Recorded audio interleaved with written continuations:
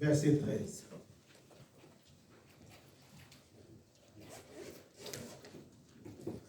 Je lis dans le nom de Jésus-Christ.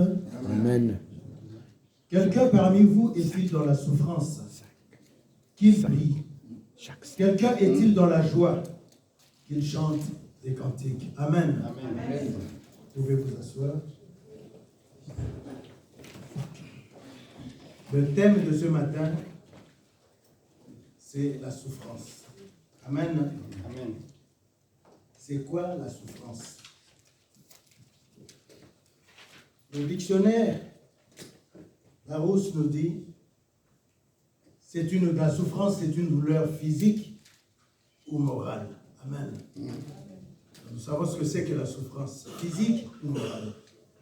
Se dit aussi des marchandises qui n'ont pas été retirées ou d'une affaire qui reste en suspens. Amen.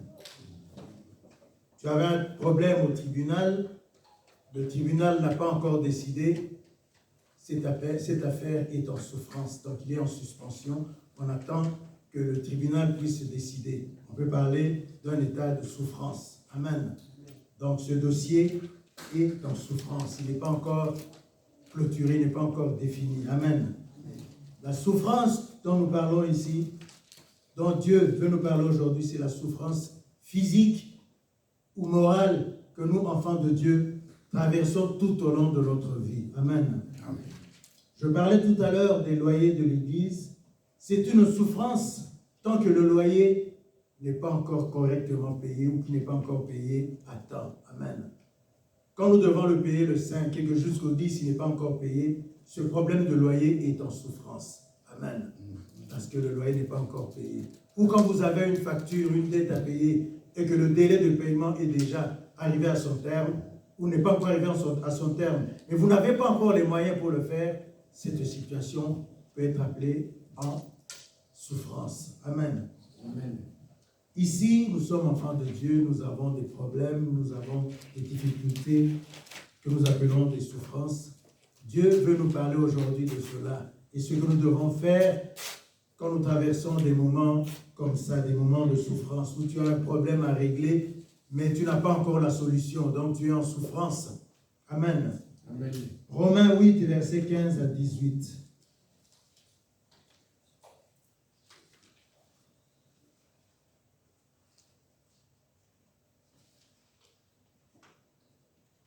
Je lis dans le nom de Jésus-Christ.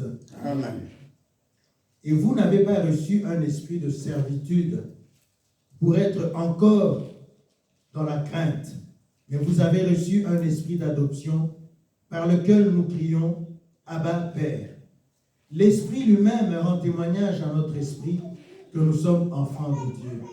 Or, si nous sommes enfants, nous sommes aussi héritiers de Dieu et co-héritiers de Christ. Si toutefois nous souffrons avec lui, afin d'être glorifiés avec lui. Amen. Amen. Qu'est-ce que la Bible veut nous dire par là? Quand nous souffrons, évitons de nous plaindre. Faisons en sorte de pouvoir supporter, d'encaisser cette souffrance, comme l'a fait celui que nous suivons, Jésus-Christ. Amen. Amen. Jésus-Christ avait souffert dans la chair. Amen. Amen. Quand il s'était fait chair, homme, lui qui était Dieu, quand il s'était fait chair, dans la chair, il avait souffert. Mais pendant qu'il souffrait, il savait qu'après cette souffrance, il sera dans la gloire. Amen. C'est pourquoi nous, enfants de Dieu, quand nous sommes dans la souffrance, dans une difficulté que nous n'avons pas encore résolue, ne nous inquiétons pas, ne soyons pas dans la crainte. Mettons-nous dans l'esprit que comme nous sommes enfants de Dieu, et que ce Christ qui vit en nous, ce Christ qui avait vécu, qui vit en nous, avait souffert de son vivant sur cette terre. Mais après cette souffrance, il a été élevé. Il est aujourd'hui dans la gloire. Aujourd'hui, Jésus-Christ vit dans la gloire. Mais il a passé par des souffrances. Donc, comprenons bien aimés que quand nous traversons des moments difficiles, ce n'est pas que Dieu nous a abandonnés. Dieu n'abandonne jamais ceux qui se confient en lui. Ceux qui le cherchent, Dieu ne les abandonne jamais. Mais Dieu permet quelquefois que nous puissions traverser des moments de souffrance pour comprendre la vie. pour comprendre ce que c'est que la vie, pour comprendre qui est Dieu et pour comprendre ce que Dieu peut faire pour nous. Il y a des souffrances que Dieu permet dans notre vie pour nous enseigner. Amen. Amen. Pour nous faire comprendre l'importance de certaines choses. L'importance du travail, par exemple. Amen. Amen. Dans le temps, Abraham, les enfants d'Israël ont reçu la manne sans travailler. Mais aujourd'hui, Dieu ne nous donne plus, ne fait plus tomber la manne du ciel. Dieu voudrait qu'on travaille. Amen. Amen. Je vous dirais une chose, bien aimée. Quand vous ramassez l'argent dans la rue et que vous le dépensiez, vous ne faites aucun calcul. Ou quand quelqu'un vous offre un billet d'argent, 100 ou 50 euros, pour le dépenser, vous ne faites aucun calcul. Amen. Mais quand vous travaillez et que vous gagnez 100 euros, bien aimé, avant de dépenser ces 100 euros, vous allez réfléchir. Amen. Réfléchir et calculer. Quelles sont mes priorités par rapport à ces 100 euros? Qu'est-ce que je dois faire en premier? Qu'est-ce que je dois faire en second? Amen. Amen. Je parlais de la dîme tout à l'heure. Quand tu as travaillé pour 100 euros, dans ton esprit, comprends directement que la première priorité, c'est d'abord la dîme. De tes 100 euros, tu mets d'abord 10 euros de côté, qui représentent ta dîme. Dieu le voit. Ce n'est pas Dieu qui consomme cet argent. Dieu permet que ses serviteurs utilisent cet argent comme si c'est lui qui les avait consommés. Amen. Amen. Mais Dieu regarde les dispositions de nos cœurs. Quand dans notre cœur, nous avons la priorité. Il y a une sœur qui nous a dit, qui a dit ici, ma sœur qui a témoigné, la sœur Elena, fais de l'éternel tes délices et l'éternel s'approchera de toi. Amen. Il te donnera ce que ton cœur désire. Quand tu gagnes, tu travailles pour gagner 100 euros. Je ne parle que de 100.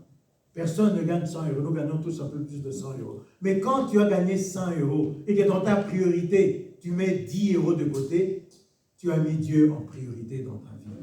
Amen. Et Dieu se souviendra de ça. Il n'oubliera jamais. Parce qu'il sait que quand tu as eu peu, tu as donné.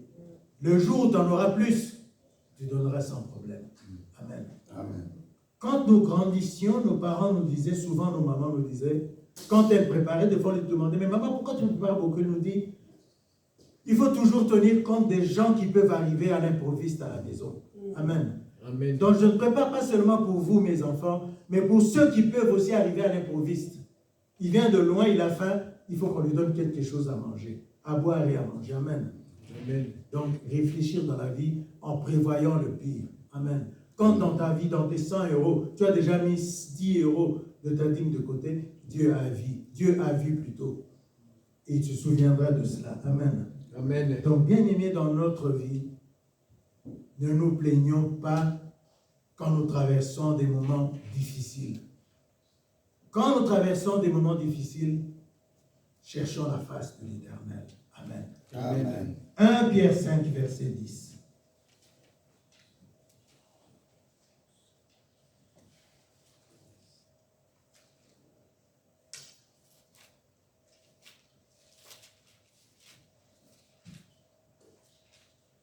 Je lis dans le nom de Jésus-Christ. Amen. 1 Pierre 5, verset 10. Le Dieu de toute grâce, qui vous a appelé en Jésus-Christ à sa gloire éternelle, après que vous aurez souffert un peu de temps, vous perfectionnera lui-même, vous affermira, vous fortifiera, vous rendra inébranlable. Amen. Amen. J'ai retenu ici inébranlable. Amen. Amen.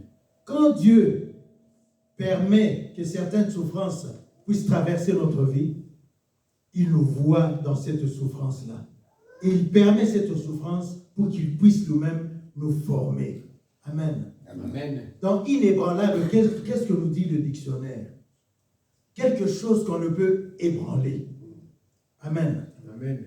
Quelque chose qu'on ne peut, donc une personne qu'on ne peut laisser s'abattre. Donc quand il a une position, cette personne-là, c'est difficile de le faire changer d'avis. Il est inébranlable. Quand on a dit, moi le dimanche à 8h, je vais être à l'église, c'est difficile de lui dire autre chose. Amen. Amen. À 8h05, il est déjà prêt pour sortir et aller à l'église parce que dans sa tête, il est inébranlable par rapport au retard. Amen. Amen. Je vais vous dire moi-même qui vous parle. Une fois, j'ai vécu avec mon père qui était au clock, tellement au clock que quand il vous donne rendez-vous à midi 5, vous arrivez à midi 10, vous avez un problème avec lui. Il m'a inculqué ça. Un jour, quand il était encore en vie, ma mère aussi en vie, on devait aller le voir, moi, mes frères et mes sœurs. Il nous a donné rendez-vous à midi. On est arrivé à midi 10. Il était déjà en train de sortir. Parce que le rendez-vous, c'était à midi, non pas à midi 10. Je me suis agenouillé pour lui demander pardon pour les 10 minutes de retard. Il n'a pas voulu entendre. Tous mes frères et sœurs se sont mis à prier. Parce que tellement que c'était difficile à mon père de le faire changer d'avis, j'ai senti que je commençais à m'en aller. J'ai déjà témoigné de cela au pasteur. J'ai senti que je commençais à m'en aller. Donc, mon corps n'était plus à moi. Donc, je n'avais plus la maîtrise de mon corps. Mes frères et sœurs commençaient à pleurer pour implorer le pardon de papa qui nous accorde les 10 minutes de retard. Le sang de Jésus a jailli dans cette salle, dans l'appartement de ma mère, pour demander à papa de nous excuser des 10 minutes de retard. Il était inébranlable, inchangeable par rapport au retard, par rapport à la ponctualité. Amen. Amen. Et ce jour-là, je m'en souviendrai toujours. Amen. C'était difficile. J'ai senti que j'étais en train de m'en aller. J'étais à genoux, mais je sentais que je commençais à tomber. Amen. Mais Dieu soit loué, je suis encore là à vous parler. C'était dans les années 2008, 2009, quelque part par là. Donc il y a plusieurs années déjà.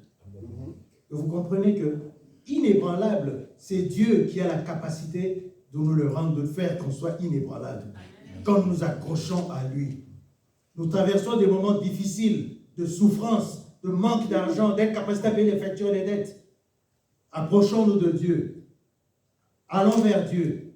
Il sait ce qu'il fera pour nous. La parole nous dit ici, lui-même vous affermira.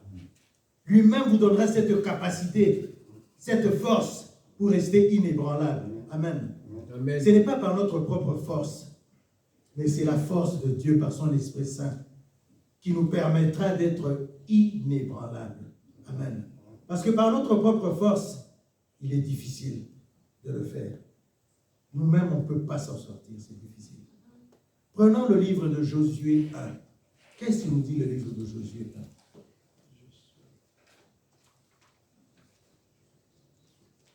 Quand j'ai reçu ma première Bible, c'est ma sœur, une de mes sœurs qui m'a offert cette Bible. Elle a écrit en suspens, comme on le dit, à côté de la Bible, dans la première page. Elle m'a écrit le Josué 1, verset 8. Et je l'ai retenu depuis ce jour jusqu'à aujourd'hui. C'était dans les années 86, 87, quelque part par là. Je le dis dans le nom de Jésus-Christ. Amen. Josué 1, verset 8. Que ce livre de la loi ne s'éloigne point de ta bouche. Médite-le jour et nuit pour agir fidèlement selon tout ce qui est écrit. Car c'est alors que tu auras du succès dans tes entreprises. C'est alors que tu réussiras. Amen. Amen. Ça veut dire quoi? Bien aimé, cette Bible que nous avons, nous devons l'ouvrir et la lire. C'est quand nous la lirons que nous comprendrons ce qu'il y a dedans, les secrets qu'il y a dedans. Amen. Si vous ne la lisez pas, si nous ne la lisons pas, nous ne comprendrons pas les secrets de Dieu. Les secrets de Dieu ne se trouvent pas autre part, si ce n'est que dans la Bible. Amen. Amen. Ce passage-là, quand ma sœur m'a offert ma première Bible, je ne la connaissais pas parce que je ne lisais pas encore la Bible. J'étais encore catholique à l'époque. Je ne connaissais pas ce verset. Dès ce jour-là, j'ai retenu ce verset. Mais des fois, ça m'arrive de ne pas tenir compte de la Bible. Mais depuis un bout de temps, à chaque chose que je fais, je me réfère toujours à la parole de Dieu. Que dit la Bible par rapport à tel ou tel problème? Amen. Amen. Le pasteur Jean-Lambert nous dit souvent, pour quelque problème que ce soit, il y a une réponse dans la Bible. Pour la maladie, il y a une réponse. Pour les problèmes de sorcellerie, il y a une réponse. Pour les problèmes financiers, il y a une réponse. Pour ceux qui cherchent du travail, il y a une réponse. Il y a un verset pour chaque problème que nous pouvons retrouver sur cette terre. Amen. Amen. Donc, si nous avons l'habitude d'ouvrir la Bible et de la lire, nous comprendrons alors les secrets de Dieu qui se trouvent dans la Bible. Amen. Amen. Les secrets de Dieu ne se trouvent pas autre part. C'est dans la Bible qu'on nous dit qu'il faut jeûner et prier. Ce n'est pas en dehors de la Bible. C'est dans la Bible qu'on nous dit, venez à moi, vous tous qui êtes fatigués et chargés, et je vous donnerai du repos. Matthieu 11, verset 28. Amen. Amen. Je ne l'ai pas inventé. C'est dans la Bible. Matthieu 11, verset 28. Venez à moi, vous tous qui êtes fatigués et chargés, je vous donnerai du repos. Ça veut dire quoi? Quand nous avons des problèmes, n'allons pas chez la tante, n'allons pas chez l'oncle, allons vers Dieu. Allons vers Dieu. C'est lui qui nous dira, va voir ta tante, va voir ton oncle. Mais ne commençons pas par aller par voir la tante ou l'oncle sans passer par Dieu. Amen. Amen. Dieu, notre Dieu, il est le chemin. Il est la vérité et il est la vie. Amen. La vérité n'a rien à voir avec la réalité que nous vivons dans la vie de tous les jours, par rapport à ce que nos yeux voient. Nos yeux voient, c'est la réalité. Mais la vérité, ça n'a rien à voir avec ça. Amen. Dieu nous dit dans Matthieu 11, 28, venez à moi. Vous tous qui êtes fatigués et chargés, je vous donnerai du repos. Quel est ce repos que Dieu nous donne? J'ai dit tout à l'heure, j'avais un problème. Quand je travaillais, j'avais un salaire défini. Après le travail, en tant que pensionné, je touchais le tiers de ce que j'avais avant. Avec ce tiers, c'était difficile de tenir mes engagements. Mais j'ai fait un effort, je continue à faire un effort pour tenir ces engagements. Mais la vie devient compliquée. Certaines factures sont payées en retard ou par 3-4 tranches. Amen. Amen. Donc, j'ai été obligé de trouver un travail. Mon épouse m'a surpris en s'arrangeant avec sa belle-mère pour me trouver ce travail. Amen. Amen. C'est pour pallier au manque. J'ai cherché la face de l'Éternel pour ce travail et j'ai vu que le Seigneur était avec moi. On m'a reçu dans ce travail sans difficulté. Je suis encore en période d'essai, mais j'ai déjà maîtrisé le circuit du travail. Donc, certainement, à partir du mois d'août, je vais commencer à travailler tout seul. Donc, jusqu'à un moment, je travaille à mi-temps. Mais à partir du 1er août, je suis convaincu que je vais commencer à travailler à temps plein. Amen. Amen. Ça veut dire que je n'aurai plus de problème pour assumer mes engagements, pour payer mes factures et les factures qui seront en retard. Amen. Amen. Parce que j'aurai mis ma confiance en l'Éternel. Bien-aimés, quand nous allons vers l'Éternel, allons-y avec toute confiance. Amen. Amen. N'allons pas voir Dieu avec des craintes, avec les doutes. Le pasteur nous a dit ici, si, je crois, il nous a dit de retirer ceci. Ça veut dire quoi? Mettons, enregistrons cela comme si c'était nous-mêmes qui le disons. C'est comme si ce n'était pas dans la Bible. Amen. Amen. Mais disons ça, prenons-le comme c'est toi qui le dis. Donc, retire le si. Je crois. Donc, pas si je crois, mais moi, je crois dans mon cœur que Jésus est mort, que Dieu l'a ressuscité des morts, alors je suis sauvé. Donc, je le crois. Il n'y a pas de si, retire ceci-là. Donc, quand je vais vers Dieu qui m'a dit, venez à moi, vous tous qui êtes fatigués et chargés, je n'ai pas à avoir de crainte et de doute. Je dois y aller vers Dieu avec confiance, avec certitude, avec affirmation, que ce que je vais demander à Dieu, puisque c'est lui qui m'a demandé d'aller vers lui, il y aura une solution. Amen. Ne mettons pas des si. Et bon, ce qui est simbité. Quand tu te dis, bon, ce qui est simbité, tu as ouvert une porte qu'il ne fallait pas ouvrir. Amen. C'est cette porte-là que le diable va utiliser pour t'attaquer. Amen. Amen. Moi, je n'ai pas envie d'ouvrir les portes. Si je les ouvrais hier, à partir d'aujourd'hui, je ne vais plus les ouvrir. Amen. Parce que j'ai compris ce que c'est que d'ouvrir les portes par nos interrogations, par nos si. Si Dieu ne répondait pas. Si Dieu ne répondait pas à temps. Ah, le pasteur nous a montré un témoignage, nous a envoyé un témoignage d'un pilote qui a sauvé son avion parce qu'il avait écouté la voix de l'Éternel. Comment expliquer que Dieu t'a parlé? C'est difficile d'expliquer. Mais c'est une conviction qu'on a au-dedans de soi. Que là, c'est Dieu qui me parle. On le sent, on va le sentir. On ne peut pas expliquer ça. Quand Dieu te parle, tu peux entendre une voix, mais cette voix, ce n'est pas l'oreille qui l'entend, mais c'est ton cœur qui l'entend. C'est Dieu qui te parle. Dieu lui a dit, ne traîne pas, dans 4 secondes, tu dois décoller. Il n'a pas traîné. Et dans les 4 secondes, à la 4e seconde, quand les roues arrière de son avion quittaient le sol, la piste s'est effondrée. Amen. Amen. Vous comprenez qui est Dieu? C'était un asiatique. Hein. Chez eux, là-bas, les chrétiens, il n'y en a pas beaucoup. Mais lui, c'est un chrétien asiatique. Il parle de Jésus-Christ, comme nous parlons de Jésus-Christ aujourd'hui. J'ai apprécié son témoignage. C'était merveilleux. S'il n'avait pas écouté Dieu pour ces 4 secondes, lui et les 147 personnes qui avaient dans l'appareil seraient morts. Mais il a écouté la voix de Dieu qui lui a dit 4 secondes, pas plus, fais décoller l'avion. L'avion devait décoller à 18h20. Mais Dieu lui a dit dans 4 secondes, il faut décoller. Il a décollé à 18h02 et 44 secondes. Donc les 44 secondes n'ont même pas été comptées. Ils n'ont compté que 18h02. Les 40 secondes, ces roues avant étaient déjà soulevées, mais les roues arrière se sont soulevées à la 44e seconde quand la piste d'atterrissage commençait à s'effondrer. Amen. Amen. Amen. S'il n'avait pas écouté la voix de Dieu. Nous, aujourd'hui, Dieu nous dit, venez à moi, vous tous qui êtes fatigués et chargés, et je vous offrirai de repos. Si nous n'écoutons pas ce que Dieu nous dit, qu'allons-nous devenir? Là, je mets le si. Quand il s'agit de nous, je mets le si.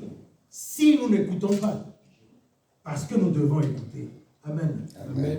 Donc, nous devons écouter. Donc, maintenant, je retire le si pour dire que nous devons écouter ce que Dieu nous dit. Il a dit, venez à moi, vous tous qui êtes fatigués et chargés, et je vous donnerai du repos. Donc, quand nous venons à l'église, c'est pour répondre à la voix de l'Éternel qui nous demande d'aller vers lui, pour qu'il nous donne le repos. Amen. Amen. À la prière de mardi, le pasteur dit, s'il y a quelqu'un de prière particulière, qu'il avance, va prier pour nous. Pour lui, ou souvent pendant le culte, après le culte, devant l'Esprit Saint, quand le pasteur dit, ah mais il y a 2 ou 3 personnes qui ont tel ou tel problème, qu'ils passent devant, je vais prier pour eux.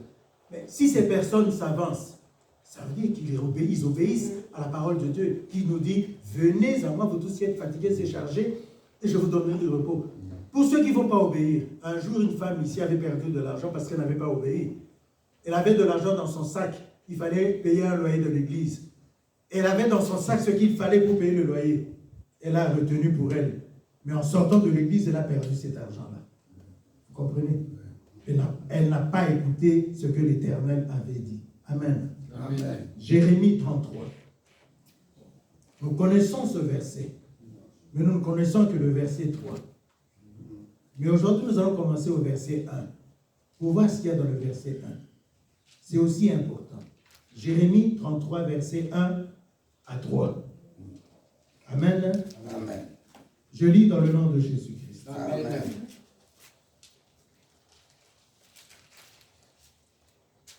La parole de l'Éternel fut adressée à Jérémie une seconde fois en ces mots, pendant qu'il était encore enfermé dans la cour de la prison. Ainsi parle l'Éternel qui fait ces choses, l'Éternel qui les conçoit et les exécute, lui dont le nom est l'Éternel. Invoque-moi et je te répondrai, je t'annoncerai de grandes choses, des choses cachées que tu ne connais pas. Amen. Amen. Nous arrêtons souvent à Jérémie 33, 3. Mais ce qui est avant, nous ne le lisons pas. Quand est-ce que l'Éternel a demandé à Jérémie de l'invoquer? Il était encore enfermé dans l'enceinte de la prison. Et Dieu lui a demandé de l'invoquer. Amen. Amen. Nous sommes encore enfermés dans nos problèmes, dans notre souffrance, dans nos difficultés. Dieu nous a dit, venez à moi, vous tous qui êtes fatigués et chargés, je vous donnerai du repos. Quand nous venons vers Dieu, il voit que nous sommes là. Alors il nous dit, invoquez-moi et je vous répondrai. Invoquez-moi et je vous montrerai des choses cachées, des choses que vous ne connaissez pas. Amen. Amen. Dieu est fidèle et il est juste. Amen. La parole ici nous dit, dans le verset 2, l'Éternel qui les conçoit et qui les exécute. Il conçoit sa parole, il exécute sa parole. Amen.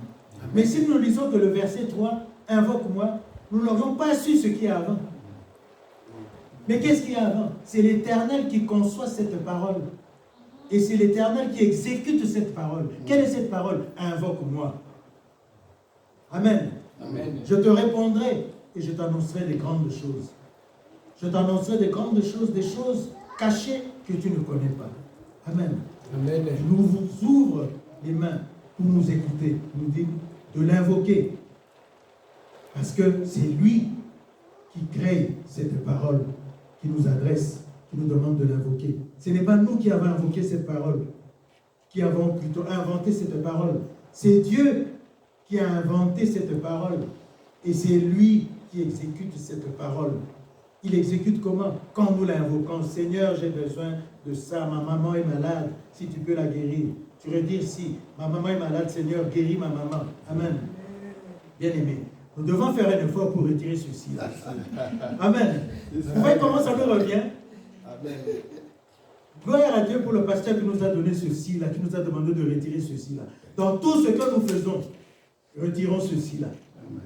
Seigneur, mon frère est malade, guéris-le. J'ai besoin de travail, donne-moi du travail. Parce qu'il nous a dit, venez à moi, vous tous les fatigués chargés, je vous donnerai mon repos.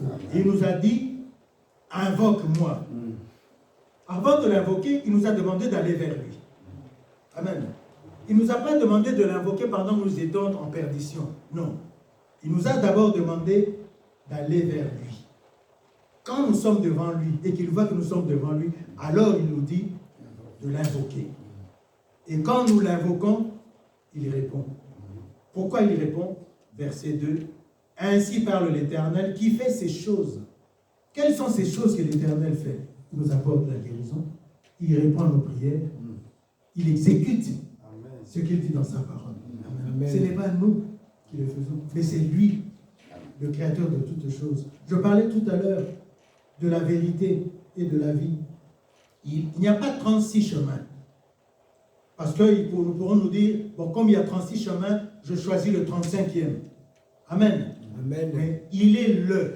Ça veut dire qu'il y a un seul chemin, il y a une seule vérité et il y a une seule vie.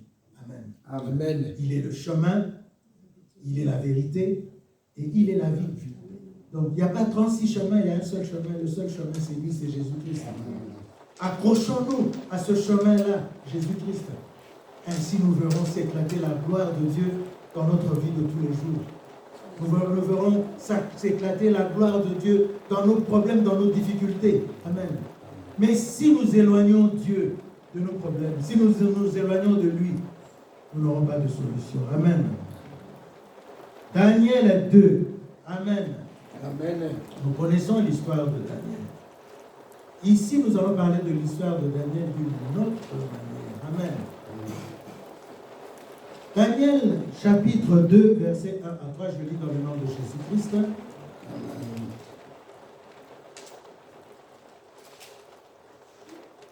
La seconde année du règne de Nebuchadnezzar eut des songes. Il avait l'esprit agité et ne pouvait dormir. Le roi fit appeler les magiciens, les astrologues, les enchanteurs et les chaldéens pour qu'ils lui disent ses songes.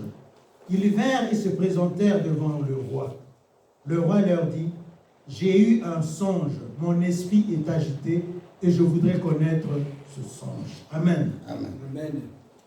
Est-ce que vous comprenez ce récit? Le roi a fait un songe. Lui-même ne se souvient plus de ce songe. Mais ce songe-là agité, il est agité, il fait appeler les magiciens, les chaldéens, tout ça là, pour qu'il d'abord lui explique, lui révèle ce songe-là, et lui explique ce que ce songe-là voulait dire. Amen. Amen. Est-ce que quelqu'un peut comprendre ça? Le pasteur fait, je extrapole, le pasteur fait un rêve, il me dit, j'ai fait un rêve, que quelqu'un me trouve ce rêve. Qui pourra le trouver? Personne.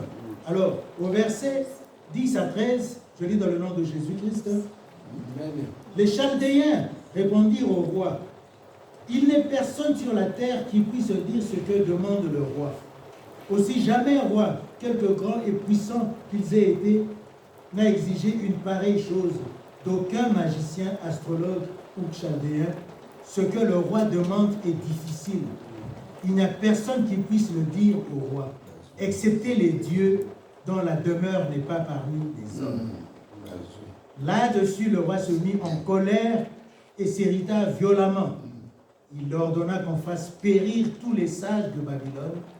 La sentence fut publiée, les sages étaient mis à mort et l'on cherchait Daniel et ses compagnons pour les faire périr. Amen. Amen. Le roi ne s'est pas adressé à Dieu. Il n'a pas fait confiance à Dieu. Le roi s'est adressé aux magiciens, aux chaldéens, pour qu'ils leur apportent la réponse, la solution. Ils leur disent, mais roi, ce que vous nous demandez, il n'y a que les dieux qui n'ont pas leur demeure sur la terre. Donc il n'y a que Dieu qui peut apporter cette réponse-là. Amen. Amen.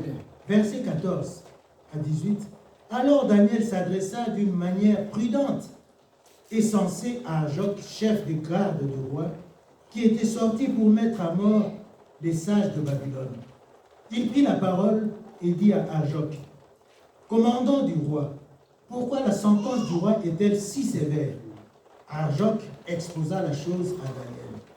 Et Daniel se rendit vers le roi et le pria de lui accorder du temps pour donner au roi l'explication. Ensuite, Daniel alla dans sa maison et il instruisit de cette affaire Anania, Michaël et Azarias ses compagnons, les engageant à implorer la miséricorde du Dieu des cieux afin qu'on ne fît pas périr Daniel et ses compagnons avec le reste des sages de Babylone. Amen. Daniel connaissait Dieu. Il connaissait la puissance de Dieu. Daniel savait ce que Dieu était capable de faire. Amen. Amen.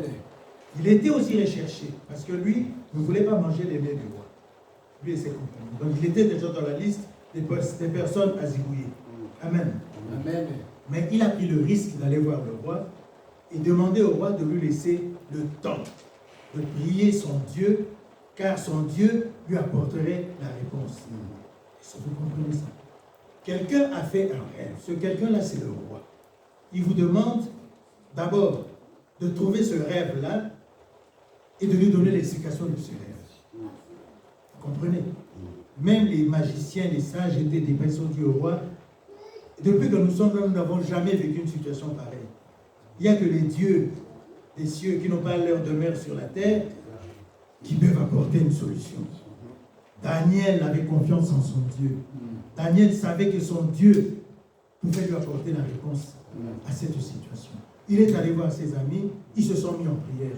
La Bible ne dit pas combien de temps ils ont mis pour prier, ni ce qu'ils ont fait comme. La Bible dit simplement qu'ils sont allés chercher la face de l'Éternel, ils ont invoqué leur Dieu. Amen. Amen. Ça veut dire que Daniel avait 100% confiance à Dieu. Il ne s'est pas dit, nulle part lui le dit, où Daniel s'est posé la question de savoir, et si le roi, et si Dieu ne nous donnait pas la réponse, qu'allons-nous devenir? Amen. Amen. La Bible ne le dit pas parce que la Bible nous parle des fois avec des phrases incomplètes qui nous demandent de trouver des réponses. Mais ici, la Bible est claire. Il est allé voir ses compagnons pour qu'ils invoquent le Dieu que nous invoquons aujourd'hui, le Dieu que nous invoquons, en qui nous avons mis notre espoir et toute notre confiance. Bien aimé, quand nous allons vers le Seigneur et que nous l'invoquons, ayons confiance en Dieu, que notre cœur soit complètement ouvert à Dieu. Ne laissons dans notre cœur aucun espace pour la crainte, pour les craintes et les doutes.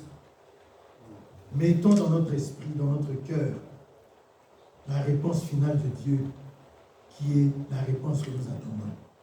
Amen. Amen. Le temps, c'est une autre affaire. Parce que la Bible ne nous dit pas en combien de temps Dieu a répondu. Mais la Bible dit que Dieu leur a répondu. Dieu a donné à Daniel la réalité de ce songe et son explication. Vous vous rendez compte? C'est le roi qui avait fait le songe. Daniel ne connaissait pas ce songe, mais il a invoqué son Dieu. Et Dieu lui a donné le songe. Voilà le songe que le roi a eu. Il y aura ça, ça, ça, ça, ça. Et voici la solution à ce rêve. L'explication de ce rêve, c'est ça, ça, ça, ça, ça. Lisez Daniel 2 jusqu'à la fin. Pour gagner du temps, j'ai passé certains versets. Mais au verset 46, au verset 49, 48, que ce la Bible nous dit? Alors le roi Nebuchadnezzar tomba sur sa face et se prosterna devant Daniel, et il ordonna qu'on lui offrit des sacrifices et des parfums. Amen. Amen. Daniel est allé voir le roi pour demander au roi de lui donner le temps, de lui laisser le temps pour invoquer son Dieu. Quand Daniel a apporté au roi la réponse de Dieu qui était son rêve, le roi est tombé à genoux devant Daniel. Ça veut dire quoi? Le roi a compris que le Dieu qu'invoquait Daniel était le véritable Dieu. Amen. Et il a offert à Daniel des présents, des richesses. Le roi adressa la parole à Daniel et dit, en vérité, votre Dieu est le Dieu des dieux, le Seigneur des rois. Amen. Il révèle des secrets puisque tu as pu découvrir ce secret. Amen. Amen. Rappelez-vous, bien-aimés, nous avons lu Jérémie 33. 3. Qu'est-ce que le Seigneur a dit? Je invoque moi, je te répondrai. Je te montrerai des choses cachées, des choses que tu ne connaissais pas. Daniel ne connaissait pas le songe qu'avait fait le roi. Mais Dieu le lui a révélé. Parce que Dieu, le verset Dieu de Jérémie 33 nous dit que Dieu est le créateur de sa parole et l'exécuteur de cette parole. Amen. Amen. Parce que si nous nous sommes arrêtés seulement au verset 3 de 33, 3, nous n'allons pas comprendre que Dieu est le créateur de sa parole et l'exécuteur de sa parole. Nous le vivons ici dans le livre de Daniel. Daniel ne connaissait pas le songe que le roi avait fait. Ni le Jacques qui devait exécuter la sentence du roi. Il ne savait pas à quoi ressemblait le rêve du roi. Mais Dieu a révélé ce rêve à Daniel. Il a exécuté la parole qu'il a dit à Jérémie dans 33:3. Je vous montrerai des choses cachées, des choses que vous ne connaissez pas. Daniel ne connaissait pas le rêve qu'avait fait le roi. Dieu le lui a révélé. Amen. Si Dieu l'a fait à Daniel, parce que Daniel l'a cherché, il peut le faire à vous, il peut le faire à moi, il peut le faire à nous tous. Amen. Mais si nous le cherchons de tout notre cœur, pas à moitié de notre cœur, mais de tout notre cœur, il nous montrera des choses qui sont cachées, des choses que nous ne connaissons pas. Il va nous le révéler. La récompense de Daniel, c'est que le roi a ordonné qu'on donne à Daniel des grandes richesses. Parce que Daniel, grâce à son Dieu, avait reçu la révélation du rêve qu'avait fait le roi. Vous comprenez ce qu'est notre Dieu? Amen. Ce que la souffrance peut faire quand nous nous abandonnons dans cette souffrance à Dieu. La souffrance peut nous détruire. La souffrance peut nous emmener dans des situations compliquées. Il y a des gens qui ne supportent pas la souffrance, qui sont amenés même à la mort. Mais nous avons Dieu, nous avons Christ en nous.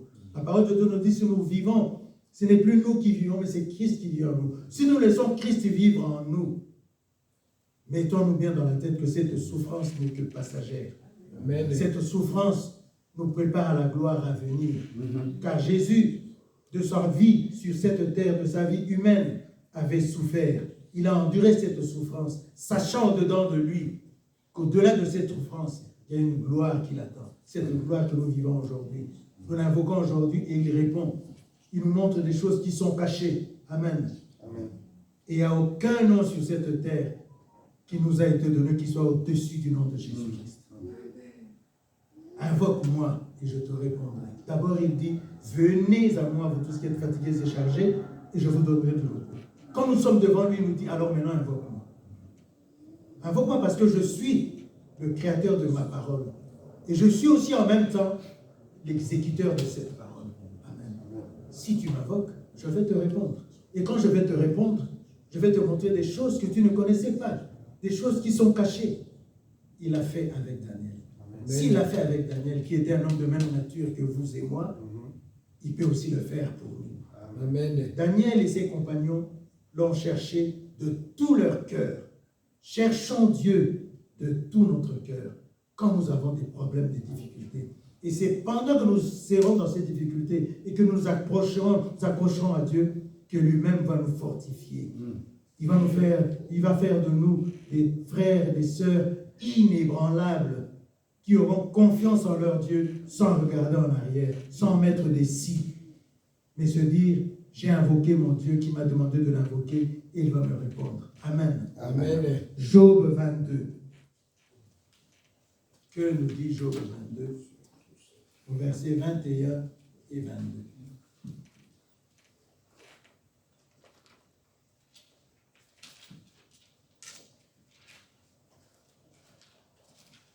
Je lis dans le nom de Jésus-Christ. Job 22, versets 21 et 22. Je lis dans le nom de Jésus-Christ. Amen. Reçois de sa bouche l'instruction et mets dans ton cœur ses paroles. Non, verset 21, excusez-moi, j'ai commencé directement au 22. Je commence au verset 21. Attache-toi donc à Dieu et tu auras la paix. Tu jouiras ainsi du bonheur. Reçois sa parole, reçois de sa parole l'instruction et mets dans ton cœur ses paroles. Amen. Amen. Quelle est la parole que nous a été donnée aujourd'hui? Venez à moi, vous tous qui êtes fatigués et chargés. C'est l'instruction que nous avons reçue. Et ensuite, il nous a dit, invoquez-moi et je vous répondrai. Je vous montrerai des choses cachées, des choses que vous ne connaissiez pas, des choses qui étaient secrètes. Amen. C'est la parole de Dieu. Attache-toi donc à Dieu et tu auras la paix. C'est quand on s'attache à Dieu qu'on aura la paix. Malgré les moments sont difficiles, mais quand tu t'attaches à Dieu, tu ne sentiras pas la douleur de cette souffrance ou la douleur que cette souffrance peut provoquer dans ta chair, dans ton esprit, dans ton moral. Puisque tu as mis ta confiance en Dieu. Tu t'es attaché à ton Dieu. Ton corps n'aura plus le temps, n'aura même pas le temps de se soucier de cette souffrance-là qui accompagne les douleurs de manque d'argent, de manque de maison, de manque de travail, de maladie, de tout ce que vous pouvez imaginer. Attache-toi donc à Dieu et tu auras la paix. Tu jouiras alors du bonheur. Reçois de sa parole l'instruction et mets dans ton cœur ses paroles. Ces paroles que nous recevons de Dieu, nous devons les mettre dans notre cœur, pas les laisser dans nos oreilles. Nos oreilles écoutent, mais le cœur reçoit et emmagasine. Amen. Amen. Il ne faut pas que ça rentre à gauche et que ça sorte de l'autre côté. Ça doit rentrer de deux côtés pour se retrouver au milieu et descendre vers le cœur. Prendre possession du cœur et rester dans le cœur et nous conduire à l'application de cette parole. Que Dieu nous bénisse. Amen. J'appelle le pasteur.